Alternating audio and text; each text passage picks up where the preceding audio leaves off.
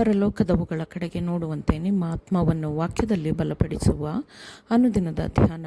ಇಂದಿನ ಧ್ಯಾನದ ಶೀರ್ಷಿಕೆ ಸೈತಾನನ ವಂಚನೆಯ ಬಲೆಗಳಿಂದ ದೂರವಿರುವುದು. ಈ ದಿನದ ಸತ್ಯವೇದದ ವಾಕ್ಯ: ಸ್ವಸ್ಥ ಚಿತ್ತರಾಗಿರಿ, ಎಚ್ಚರವಾಗಿರಿ.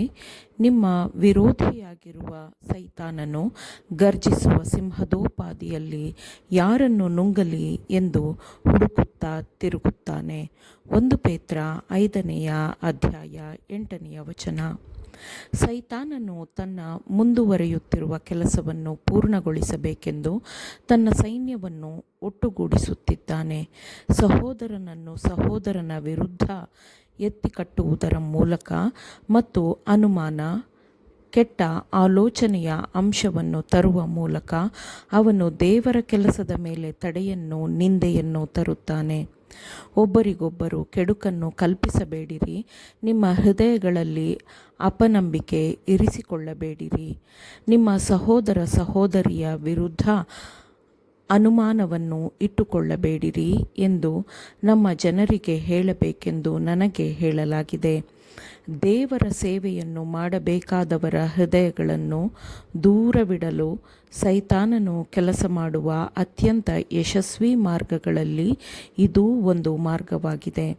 ನಿಮ್ಮ ಸ್ವಂತ ಆತ್ಮಗಳಿಗಾಗಿ ಶ್ರದ್ಧೆಯ ಪ್ರಾರ್ಥನೆಯಲ್ಲಿ ಹೆಚ್ಚಿನ ಸಮಯವನ್ನು ಕಳೆಯಿರಿ. ದೇವರ ಸಮ್ಮುಖದಲ್ಲಿ ಇರುವಂತೆಯೇ ದೇವರೊಂದಿಗೆ ಮಾತನಾಡಿಸಿ ಮತ್ತು ನಡೆದುಕೊಳ್ಳಿರಿ.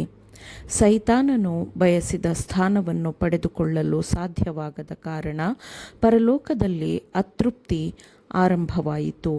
ಅತೃಪ್ತಿ ಮತ್ತು ಅಪನಂಬಿಕೆಯು ಹಿಂದೆಂದೂ ಯಾವುದೇ ಹೃದಯವನ್ನು ಪ್ರವೇಶಿಸಿರಲಿಲ್ಲ.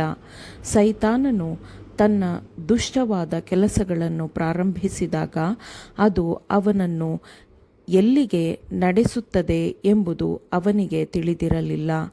ಆದರೆ ಸ್ವಲ್ಪ ಸಮಯದ ನಂತರ ಅವನು ಹೊಂದಿದ್ದ ಆಲೋಚನೆಗಳು ದುಷ್ಟತನದ ಸಲಹೆ ಸೂಚನೆಗಳಾಗಿ ವ್ಯಕ್ತವಾಯಿತು.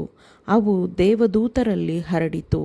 ಅದು ಮಾತ್ರವಲ್ಲದೆ ಮಾನವ ಜನಾಂಗದ ಮೇಲೆ ಉಂಟಾಗುತ್ತಿರುವ ಎಲ್ಲ ದುಃಖ ಸಂಕಟಗಳ ಎಂಬ ಬಂಡಾಯಕ್ಕೆ ಕಾರಣವಾಯಿತು.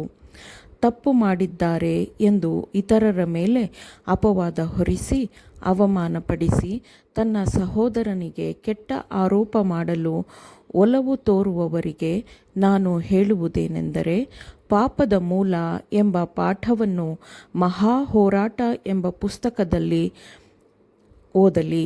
ಇಲ್ಲಿರುವ ಸತ್ಯಗಳನ್ನು ನಿಮ್ಮ ಹೃದಯಗಳಲ್ಲಿ ಮನವರಿಕೆ ಮಾಡಿಕೊಳ್ಳಿರಿ. ಇದು ಬಂಡಾಯವೆದ್ದ ದೂತನಲ್ಲಿ, ಅಂದರೆ ಸೈತಾನನಲ್ಲಿ ಉಂಟಾದ ಅಸೂಯೆ ಮತ್ತು ದುಷ್ಟತನದ ಚಿಂತನೆಯೇ ಆಗಿದೆ. ಈ ಮನೋಭಾವವೇ ದುಷ್ಟ ಕೆಲಸವನ್ನು ಆರಂಭಿಸಿತು ಎಂಬುದನ್ನು ನೆನಪಿನಲ್ಲಿ ಇಡಿರಿ.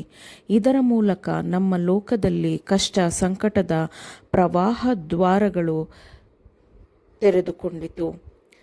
ದೇವರ ಮಂದೆಯನ್ನು ಹಾಳು ಮಾಡಲು ಸೈತಾನನು ಪ್ರತಿಯೊಂದು ಸಭೆಯಲ್ಲಿಯೂ ಕೆಲಸ ಮಾಡುತ್ತಿದ್ದಾನೆ.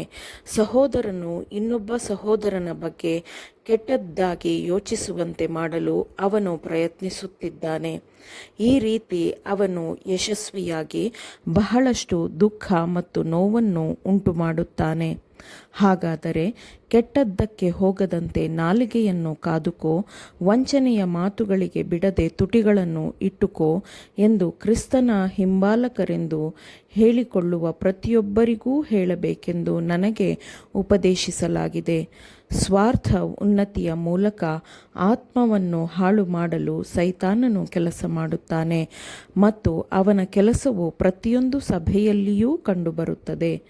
ಸಹೋದರ ಸಹೋದರಿಯರೇ, ನಿಮ್ಮ ಆತ್ಮದ ಮೇಲೆ ಕಟ್ಟುನಿಟ್ಟಿನ ಶಿಸ್ತನ್ನು ಇರಿಸಿಕೊಳ್ಳಿರಿ. ಸೈತಾನನು ತನ್ನ ಚರಿತ್ರೆಯನ್ನೇ ನಿಮ್ಮ ಜೀವನದಲ್ಲಿ ತರದಂತೆ ನಿಮ್ಮನ್ನು, ನಿಮ್ಮ ಮಾತುಗಳನ್ನು ಕಾದುಕೊಳ್ಳಿರಿ. ನಿಮ್ಮ ಆಲೋಚನೆಗಳನ್ನು ಕಾಪಾಡಿಕೊಳ್ಳಿರಿ. ಲೋಕ ಇತಿಹಾಸದ ಈ ಕೊನೆಯ ದಿನಗಳಲ್ಲಿ ಆತ್ಮಗಳನ್ನು ಪಾಪಕ್ಕೆ ಸೆಳೆಯಲು ಎಡೆಬಿಡದೆ ಸೈತಾನನು ಪ್ರಯತ್ನಿಸುತ್ತಿದ್ದಾನೆ. ನಿಮ್ಮ ನಾಲಿಗೆಗಳಿಗೆ ಕಡಿವಾಣ ಹಾಕಿಕೊಳ್ಳಿರಿ. ಜೀವಂತ ದೇವರ ವಾಕ್ಯದ ಮೇಲೆ ನಿಮ್ಮ ಆಲೋಚನೆಗಳನ್ನು ಇಟ್ಟುಕೊಳ್ಳಿರಿ.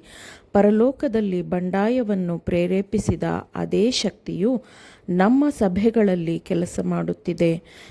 ನಾವು ಈ ಲೋಕಚರಿತ್ರೆಯ ಕೊನೆಯ ದಿನಗಳಲ್ಲಿ ವಾಸಿಸುತ್ತಿದ್ದೇವೆ ಮತ್ತು ನಮ್ಮ ಮನಸ್ಸುಗಳನ್ನು ನಾಶ ಮಾಡಲು ಸೈತಾನನು ದೃಢನಿಶ್ಚಯದ ಪ್ರಯತ್ನಗಳನ್ನು ಮಾಡುತ್ತಿದ್ದಾನೆ.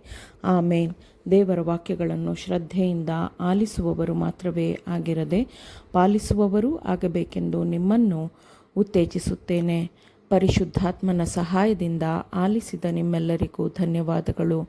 ಮತ್ತೆ ದೈನಂದಿನ ಧ್ಯಾನಕ್ಕಾಗಿ ನಾಳೆ ಸಂಧಿಸೋಣ. ಆಮೇನ್.